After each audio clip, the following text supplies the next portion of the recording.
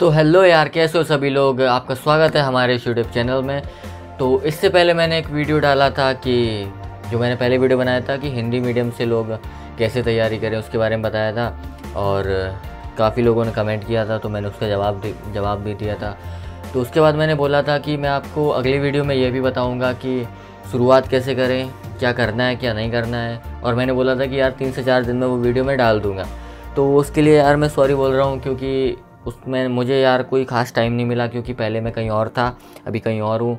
और जो आप मेरे पीछे वाइट बोर्ड दिख रहा होगा, लाइटिंग दिख रही होगी, मैंने खुद से सेटअप किया है अभी, तो यार टाइम लग गया समझो।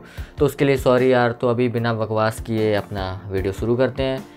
तो अपने वीडियो का टॉपिक है आज कि कैसे शुरुआत करें। अगर आप हिंदी मीडियम से हो तो कैसे शुरुआत करो इसकी, ठीक है। तो सबसे पहले हम लोग बात करते हैं फ़िज़िक्स की। बायो की सबसे लास्ट में बात करेंगे, तो अभी बात करते हैं फ़िज़िक्स की।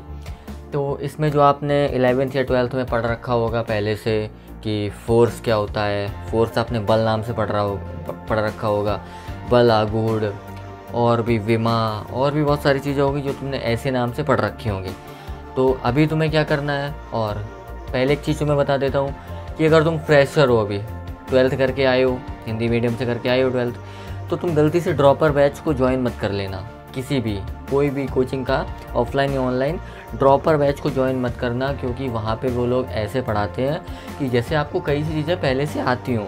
तो ड्रॉपर बैच को ज्वाइन नहीं करना है और फ्रेशर बैच को ज्वाइन करना है। उसमें क्या करना है कि जो आपको टीचर पढ़ाए, टीचर आपको बहुत ही डिटेल में पढ़ाएगा। फ्रेशर बैच में इंग्लिश में पढ़ाएगा पर डिटेल में पढ़ाएगा। आपको क्या करना है कि जो आपने पहले से पढ़ रखा है हिंदी में, उसको वहीं पे भूल जाना है, पूरा भूल जाना है। ये मत याद रखना कि भाई मुझे ये चीज़ पहले पता थी या फिर नहीं पता थी, तो आपको ये सब भूल जाना है। उसके बाद आपको जो टीचर पढ़ाए, जैसे फिज़िक्स में बात करते हैं, मॉडर्न फिज़िक्स में कि threshold wavelength, threshold frequency, work function, हाँ, स्टॉपिंग पोटेंशियल, तो इसमें जो भी टीचर तुम्हें इंग्लिश में पढ़ाए उस तुम्हें वो ही पढ़ना है। ये मत ढूंढने लगना कि भाई इसका हिंदी क्या होता है, हमने पढ़ा था पहले या फिर नहीं पढ़ा था। जैसे कि बात करते हैं थ्रेशोल्ड फ्रीक्वेंसी, तो टीचर ने हेडिंग डाला, भाई साहब आज पढ़ाएंगे तुम्हें थ्रेशोल्ड फ्रीक्वेंसी।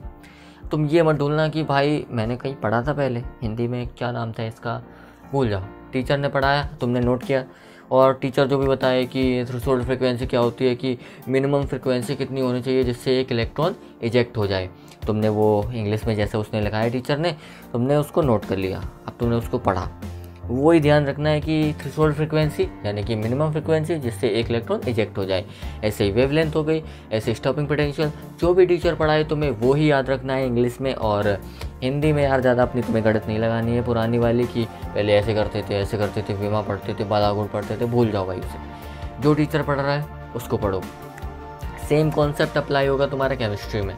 केमिस्ट्री में भी जैसे तुम्हारा स्टेट ऑफ मैटर देख लो, उसमें चार्ल्स लॉ, हाँ, बॉयल्स लॉ, गैली-लीजेक लॉ, तो उसमें जो भी टीचर तुम्हें वहाँ पे पढ़ाए बोर्ड पे कि चार्ल्स लॉ यानी कि प्रेशर कांस्टेंट, हाँ, और बॉयल्स लॉ यानी कि टेम्परेचर कांस्टेंट, तो तुम्हें यार जो टीचर तुम्हें पढ़ा रहा है इंग्लिश में, तुम्हें वो ही अल्टीमेटली याद रखना है। तुम्हें हिंदी में जो भी पढ़ा हो पहले, जो भी कुछ याद भी हो, तो उसे भी भाई साहब कह दो टाटा बाय बाय, ख़त्म गया, उसे भूल जाओ। और जो भी तुम्हें फ्रेश पढ़ाए, जो भी तुम्हें बस वो ही पढ़ना है इंग्लिश में, ठीक है। इंग्लिश में ही समझने की कोशिश करना है, हिंदी को बाय बाय बोल दो बिल्कुल, हाँ। और धीमे धीमे आने लगेगा, कि एकदम से किसी को नहीं आता है कि भाई आज शुरू किया कल से तुम्हें समझ में आने लगा है, ऐसा बिल्कुल नहीं होता है। हर चीज़ टाइम मांगती है, ये भी टाइम मांगेगा। तुम्हें 6 से 7 महीने तो भाई लगेंगे इस चीज़ में कि तुम्हें समझ में आने में, और पर उसके बाद तुम्हें बहुत चीज़ें अच्छे से समझ में आएंगी, तो प्लीज़ कोशिश करना। अब इसके बाद बात करते हैं हम बायोलॉजी की। बायो में तुम्हें लेनी है 2 NCERT। 2 NCERT कैसी, मतलब 11th क्लास की तुम्हें बायो की NCERT ली, एक हिंदी मीडियम की, एक इंग्लिश मीडियम की NCERT। तुम्हें दोनों को एक साथ पढ़ना है कि इसमें जो लाइन पढ़ी ये नहीं समझ में आई, इसमें पढ़ी, समझ रहे हो, इसमें पढ़ी, नहीं समझ में, इसमें पढ़ी। और बायो के लिए मैं आपको एक स्पेशली बुक रिकमेंड करूँगा जो कि डॉक्टर दिलीप गंगवार सर की है, सिंप्लीफाइड NCERT। मैं कोई स्पॉन्सरशिप नहीं कर रहा हूँ, क्योंकि इतने में कोई मुझे स्पॉन्सरशिप नहीं करवाएगा। तो मुझे वो बुक पर्सनली पसंद है, इसीलिए मैं उसको तुम लोग को बता रहा हूँ, क्योंकि वो बहुत ही ज़्यादा हेल्प करने वाली है। तो फ्लिपकार्ट पे तुम सर्च कर देना कि doctor Dilip Gangwar biology simplified NCERT ऐसा कुछ, या फिर तुम्हें मैं नीचे लिंक दे दूँगा, उसके थ्रू देख लेना जाके, ठीक है। तो वो NCERT होगी, उसमें क्या है कि उसमें हिंदी और इंग्लिश जो है वो मिक्स है। जैसे कि तुम्हारा हो गया कि plasma without clotting factor called serum. ये तुम्हारा एक body fluid and circulation chapter में लिखा है कि plasma without clotting factor called serum. तो उसमें लिखा होगा कि क्लॉटिंग फैक्टर के बिना प्लाज्मा को सीरम कहते हैं। हो गया तुम्हारा, हिंदी और इंग्लिश मिक्स हो गई। बहुत ही आसानी होगी तुम्हें पढ़ने में, और नीट वीट तो भाई निकल जाएगी उससे आसानी से, तुम बायो इसकी निकल जाएगी। पर अगर तुम्हें इंग्लिश सीखनी हो तो पहले तुम्हें उससे बायो पढ़नी पड़ेगी, उसके बाद तुम्हें जो मेन एनसीईआरटी है इंग्लिश की वो भी तुम्हें समझ में आने लगेगी। समझ रहे हो? जैसे मैंने तुम्हें वो लाइन बताई ना कि इंग्लिश वाली एनसीईआरटी में लिखा है कि plasma without clotting factor called serum. अब उसमें लिखा होगा कि बिना क्लॉटिंग फैक्टर के प्लाज्मा को सीरम कहते हैं, ऐसा कुछ लिखा होगा। तो तुम्हें आसानी तो होगी यार, थोड़ी इंग्लिश कम हो जाएगी। हाँ, तो ऐसा ही कुछ करना है, और बस यही सब था। आपको करना है, टाइम तो लगेगा, और यार आ जाएगा पर समझ में। मैं भी यार हिंदी मीडियम से था, प्योर हिंदी मीडियम से था, और मैं अभी इंग्लिश में ही तैयारी करी है, और मुझे लगता है मेरा इस बार हो भी जाएगा।